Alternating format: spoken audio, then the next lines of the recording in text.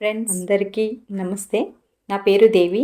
Happy మా వంటిల్లు నా వ్లాగ్స్ అనే ఒక ఛానల్ స్టార్ట్ చేశాను. నాకు మీ అందరి సపోర్టు కావాలి. మా వంటింట్లో నేను చేసే సింపుల్గా హెల్దీగా ఉండి ఎవరైనా చేసుకోగలిగే మా ఇంటి వంటలు మీతో షేర్ చేసుకోవాలనుకుంటున్నాను.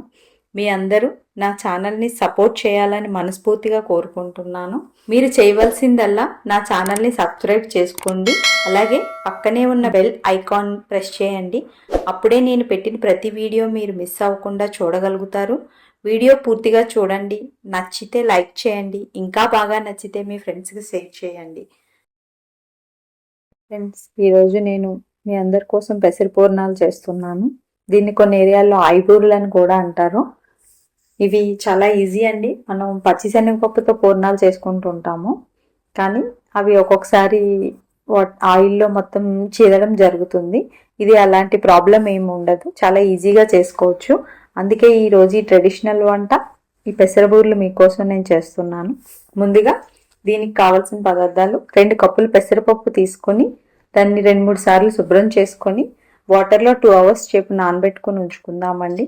ఇలా నానిన ఈ పప్పుని తీసుకొని మిక్సీ జార్లో వేసి కొంచెం సాల్ట్ వేసి మెత్తగా గ్రైండ్ చేసుకుందాము. గ్రైండ్ చేసుకున్న ఈ పిండిని మనం ఒక బౌల్లోకి తీసుకొని ఒక ఇడ్లీ పాత్ర తీసుకుందామండి. ఇడ్లీ పాత్ర తీసుకొని మనం ఇడ్లీ పెట్టుకున్నట్టే ఈ పిండిని ఇడ్లీలాగా వేసుకొని 5 to 7 మినిట్స్లో ఆవిరి పట్టుకుందాము. అప్పుడు ఇడ్లీ రెడీ అవుతుంది. ఈ లోపల మనం పైన తోపు కోసం 2 కప్పుల బియ్యం, 1 కప్పు మినపప్పు తీసుకొని 2-3 గంటల సేపు నీళ్ళల్లో నానబెట్టుకుని దాంట్లో కూడా కొంచెం సాల్ట్ వేసి మెత్తగా గ్రైండ్ చేసుకుందామండి. ఈ మెత్తగా గ్రైండ్ చేసుకున్న ఈ పిండిలో కొంచెం బెల్లం వేసి బాగా కలిపి ఒక 1 అవర్ పాటు దీన్ని పక్కకు పెట్టుకొని ఉంచుకుందామండి. ఇలా బెల్లం వేయటం వల్ల పైన తోపు ఏదైతే ఉందో అది మనకి చాలా సాఫ్ట్గా ఉంటుంది.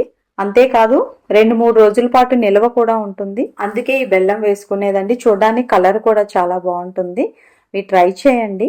చాలా మంది పూర్ణాల్లో ఇది పైనది తినకుండా పడేస్తూ ఉంటారు. దోసపిండి లాగా టేస్ట్ వస్తుంది కాబట్టి బెల్లం వేయటం వల్ల చాలా బాగుంటుందండి. మీరు ఒకసారి ట్రై చేయండి. ఇప్పుడు ఈ చల్లారిన ఇడ్లీని ఒక బౌల్లోకి తీసుకుందాము. బౌల్లోకి తీసుకొని అదే బౌల్లో 2 కప్పుల షుగర్ వేసి కొంచెం వాటర్ పోసి దాన్ని కొంచెం దగ్గరగా పాకంలాగా వచ్చే వరకు ఉంచుకుందామండి. అంటే పాకం ఏం రావసరం లేదు, జస్ట్ దగ్గరకు అయిన తర్వాత ఈ పాకాన్ని తీసుకొని మనం మెత్తగా చిరిమి పెట్టిన ఇడ్లీల్లో పోద్దామండి. పోసి కొంచెం చల్లారిన తర్వాత దాన్ని మెత్తగా చేతితో బాగా స్మాష్ చేసుకొని ఈ పాకం వేసి చేయి పెట్టి బాగా కలుపుకొని మనం ఇలా చేస్తే ఉండ మాదిరిగా రావాలండి. అలా వచ్చిన ఉండల్ని మనం ఈ లోపల పొయ్యి మీద ఆయిల్ పెట్టుకొని ఉండలు చేసుకున్న దీన్ని తోపులో ముంచి పూర్ణాల్లా వేసుకోవాలండి.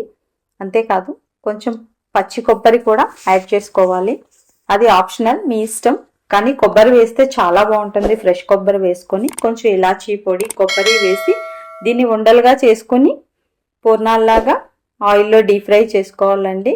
అంతే, వేడివేడి ఆయిబూర్లు రెడీ. చాలా బాగుంటుంది. ఒకసారి ట్రై చేయండి. ఈజీగా అవుతుంది.